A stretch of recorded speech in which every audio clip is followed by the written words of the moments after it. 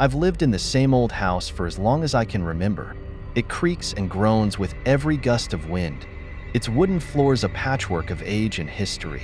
The walls seem to whisper secrets, and the shadows dance eerily when the sun sets, casting an unsettling aura throughout the rooms. There's something both comforting and haunting about it, a blend of nostalgia and a chilling reminder of the past. In the corner of the living room, an ancient wall-mounted phone hangs like a relic of a bygone era. It's one of those classic models with a thick, spiraled cord that has long since lost its connection. Though it hasn't worked in years, it still commands attention, as if it holds stories waiting to be told. The sight of it stirs something deep within me, a mix of curiosity and unease, especially since I know it used to ring incessantly when I was a child, a sound that now seems like a distant echo of forgotten memories. There's a weight to that phone, as if it's a tether to something lurking in the shadows of our home. My mother often glances at it with a frown, her expression a mixture of disdain and wariness. It's as if she senses something about it that I can't quite grasp.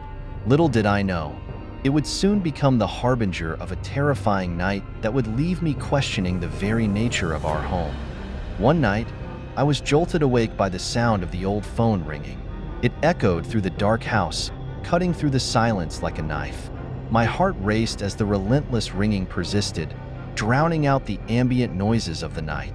I glanced over at my mother, who lay beside me, her face illuminated by the dim light filtering through the window.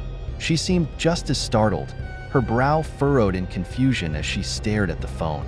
Despite the urgent ringing, my mother made no move to answer it. Instead, she simply looked at me, a mixture of apprehension and resignation in her eyes. The tension in the room thickened as the phone continued its assault on our senses. I couldn't understand why she wouldn't pick it up. Was she afraid? I felt a chill creep up my spine as the ringing persisted, each chime echoing in my ears and amplifying my growing sense of dread. What could possibly be on the other end of that line? My mind raced through a dozen terrifying possibilities, from ominous calls from the dead to someone, or something, trying to reach us in the night. As the minutes dragged on and the phone showed no signs of stopping, I could feel the fear swelling inside me, coiling tightly like a snake ready to strike. Sleep felt like a distant memory, and all I could do was lie there, heart pounding, listening to the unending call that seemed to beckon us into the unknown. Finally, in a moment of defiance against the fear creeping into my mind, I made the decision to ignore the incessant ringing and try to sleep. I turned away from the phone, willing myself to close my eyes and drown out the sound with thoughts of safety and warmth. My mother wrapped her arms around me, and for a fleeting moment, I felt a sense of security. Yet, the phone's relentless insistence clawed at the edges of my consciousness, a constant reminder of the dread lurking just beyond our walls. As I lay there, the weight of the night pressed down on me, amplifying the vulnerability that surrounded us. Each ring seemed to echo louder, reverberating through the house and piercing the stillness that enveloped us. It felt as if the darkness itself was alive, breathing in sync with the phone, and I could hardly focus on anything else. I clung to my mother tighter, hoping her presence would ward off whatever malevolent force lay in the shadows. Inside, I fought a tumultuous battle between wanting to feel safe and the gnawing fear that refused to be silenced. Was it foolish to think that ignoring the phone would make it go away? What if it held a message meant for us, a warning that we were too frightened to heed? I felt a tight knot in my stomach as I wrestled with these thoughts, unable to shake the feeling that something was terribly wrong. Finally, sleep began to claim me, lulling me into a state of half-consciousness. But even as I drifted off, the phone continued its haunting symphony, and I couldn't escape the nagging thought that maybe, just maybe, we were being watched by something that waited patiently, listening for us to let our guard down. When morning finally broke, its light spilling through the curtains, my father arrived home from work, looking tired but relieved to see us. My mother wasted no time in voicing her concerns about the phone, urging him to take it down and throw it away. The worry etched on her face was palpable, a stark contrast to the confusion that still swirled in my mind from the night before. I watched as she recounted the bizarre events, her voice shaking slightly, as if reliving the terror of those ringing hours. As my father approached the wall, I felt a mix of anticipation and dread. He reached for the phone, and with a firm pull, it came loose. To my utter astonishment, I noticed that the phone was barely hanging on by a single nail. The cord, once vibrant and whole, lay frayed and broken, clearly having been out of service for a long time. A chill ran down my spine as the reality of the situation sank in. This old relic should not have been ringing at all. Shock coursed through me as I realized the implication. The phone, which we had thought had somehow summoned a call from the beyond, was completely inoperable. How could it have rung? A wave of disbelief washed over me, leaving me speechless. My mother's worried expression mirrored my own confusion. What had we experienced in the dark of the night? As the remnants of fear began to settle within me, I couldn't shake the feeling that whatever had occurred was far more sinister than just a faulty phone. As I sat in the living room, staring at the empty space where the phone had hung just moments before, I couldn't help but reflect on the night's events. What had truly happened? The sound of that relentless ringing echoed in my mind, a haunting reminder that some mysteries defy explanation. Was it merely a malfunction, or was there something more sinister at play? The questions lingered, heavy and oppressive, leaving me unsettled. The sensation that something supernatural may have occurred loomed over me like a dark cloud. I glanced around the room, searching for any sign of unease, my heart pounding in my chest. Our home, once a sanctuary filled with warmth and laughter, now felt like a cage of uncertainty.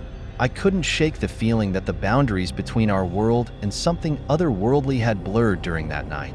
The thought that an unknown presence could slip through into our lives sent shivers down my spine. The emotional weight of the experience began to sink in, leaving me with a fear that would linger for a long time. What else might be hidden within the walls of our home, waiting silently for the right moment to reveal itself? Every creak and whisper seemed amplified in my mind, turning mundane sounds into ominous warnings. I knew that I would never look at that house the same way again, haunted by the knowledge that some questions might be best left unanswered, and that true safety is often an illusion.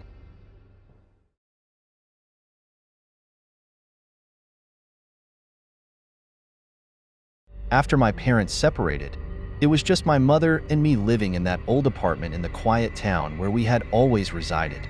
My mom tried her best to create a warm and loving environment, but I could sense the lingering sadness in her eyes, a reflection of the tension and arguments that had once filled our home. The apartment was small and somewhat shabby, with peeling paint and creaky floorboards that always seemed to groan underfoot. Despite her efforts, there was an undeniable feeling of loneliness that wrapped around us like a heavy blanket. The atmosphere in the apartment often felt heavy, especially during the long, quiet nights. We would sit together in the living room, where the dim light flickered from a single lamp, casting eerie shadows on the walls. It was in this space that I began to notice strange occurrences: doors that creaked open on their own, windows that would rattle even when the air was still, and an inexplicable chill that seemed to hang in certain corners.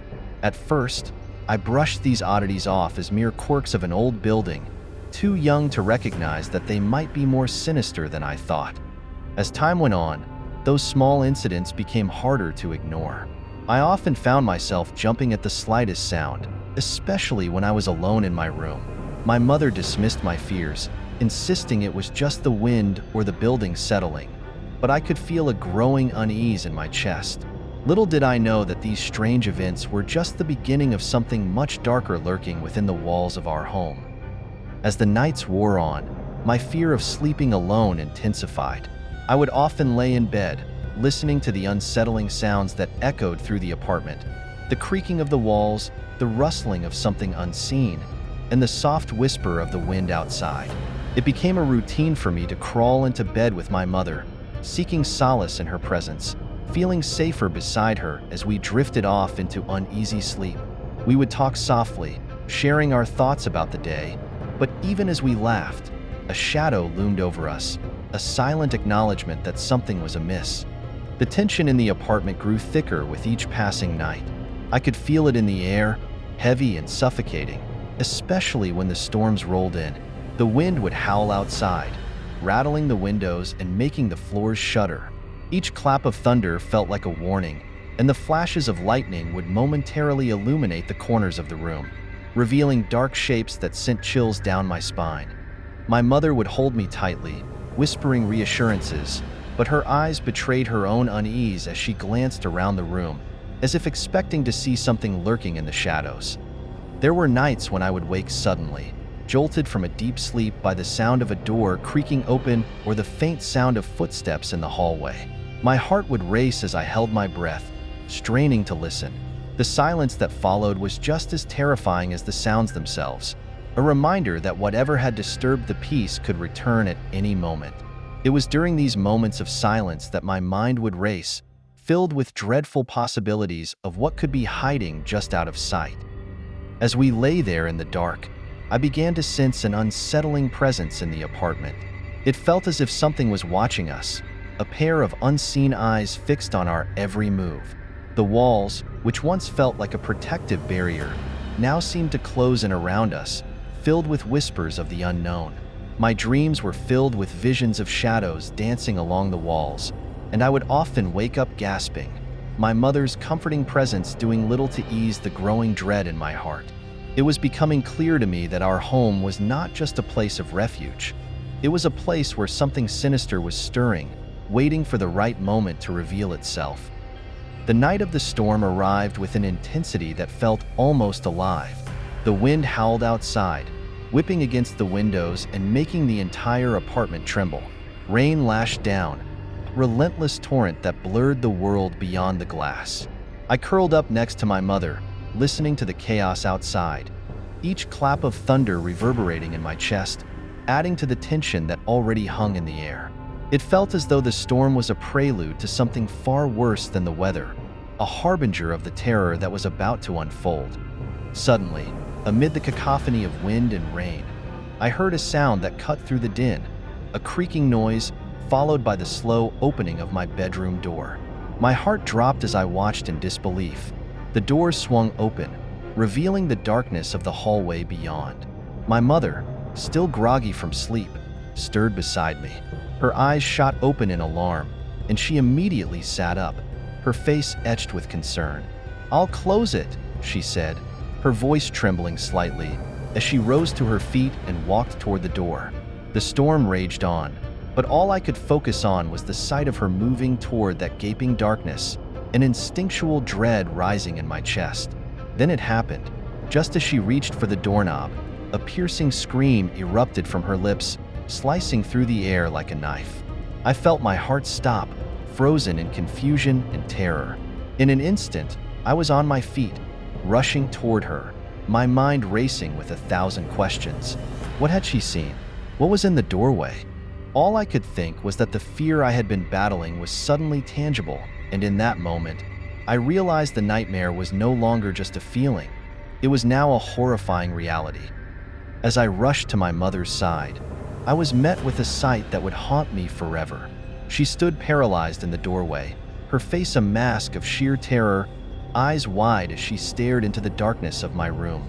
I followed her gaze, heart pounding wildly in my chest, desperate to understand what had her so frozen with fear. In that moment, the world outside faded into silence, and all I could hear was the pounding of my own heartbeat. The air felt charged with an unseen presence, heavy and suffocating, as if the very essence of fear was creeping into our home. And then I saw it. A figure stood just beside my bed, barely illuminated by the flashes of lightning that illuminated the room. It was an old man, his frame hunched and frail, but his eyes, those eyes were the most terrifying aspect. They glowed a vivid, malicious red, piercing through the shadows like twin embers of hellfire. I felt a cold wave of dread wash over me as I took in his twisted features, the deep lines etched into his face, and the unsettling grin that stretched unnaturally across his lips.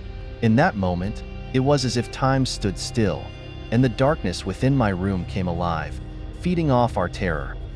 Before I could process what was happening, my mother snapped back into reality. With a strength I didn't know she possessed, she grabbed my arm and yanked me away from the doorway, urgency fueling her every movement. "We need to get out of here," she shouted, her voice laced with panic as she slammed the door shut, shutting out the horrific sight behind us. I felt her grip tighten around my wrist as she pulled me toward her bedroom, the sound of her frantic breaths echoing in my ears. In that moment, I didn't care about the storm outside or the darkness that surrounded us. All I knew was the sheer panic coursing through my veins. I followed her instinctively, heart racing as we stumbled into the safety of her room.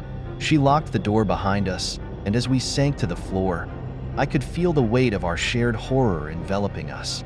The nightmare was not just a figment of my imagination. It was real, and it was waiting just beyond the threshold of our sanctuary. In the days that followed our terrifying encounter, the atmosphere in our apartment shifted drastically. Every creak of the floorboards, every gust of wind rattling the windows felt like an echo of that night. My mother and I exchanged worried glances, our unspoken fears hanging heavy in the air. What had we truly seen? Was it merely a figment of our imagination? Or had we stumbled upon something truly malevolent lurking in the shadows of my room? The questions gnawed at me, feeding the fear that had already taken root in my mind.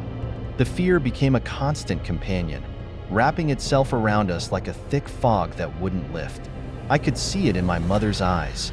Her laughter was replaced with worry, and her nights were restless. We both felt it, an ominous presence that seemed to seep into the very walls of the apartment, tainting everything it touched. We tried to convince ourselves that we were being irrational, that it was just a nightmare we could forget. But deep down, we knew the truth. There was something sinister that we couldn't shake off, a lingering dread that clouded our every waking moment. Finally, after much discussion, we made the decision that would change everything. Packing our belongings felt like a release, an escape from the grip of fear that had strangled us for too long. Leaving the apartment symbolized more than just moving. It was our desperate attempt to reclaim our lives and find safety. Yet, as we locked the door for the last time, I felt an unsettling sadness wash over me. The memories of that place, of the old man, of our shared terror, would remain etched in my mind forever, a haunting reminder of the darkness that once dwelled within our home.